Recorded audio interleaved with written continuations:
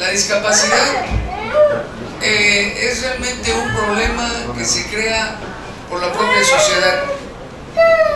Sin embargo, quien la padece tiene que hacer un doble esfuerzo para vencerla en cuanto al hecho de enfrentarla junto con la familia, como posteriormente enfrentar todavía los prejuicios que la sociedad tiene a desfavor de las personas que tienen la ausencia o la falta de alguno de sus sentidos.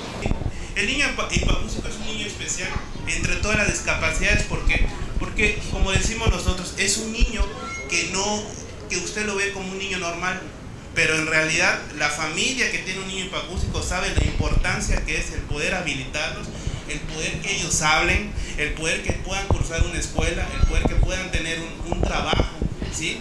Entonces esto es algo completamente importante. Yo les invito a todos los que tengan alguna sospecha de algún niño, ¿sí?, que no escuche, acudan al hospital de especialidades, al área de audiología.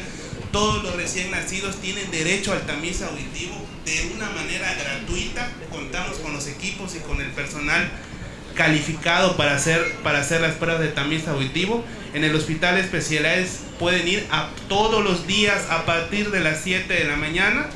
Pueden llegar y se les hace la prueba de tamiz. El único requisito es que lleven su cartilla de vacunación.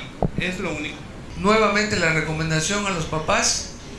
Esto es el inicio de lo que realmente vale la pena. El diagnóstico ya está establecido. Ahora sigue lo más importante, que es la adaptación tanto de ustedes como de ellos al equipo, a su cuidado. Ahorita con la humedad estos equipos son muy delicados. Hay que tenerlos bien resguardados, igual que las pilas, y ya les ofreció el doctor que apenas se les agote o antes, acudan con nosotros para que se les surta y puedan tenerlo de manera continua.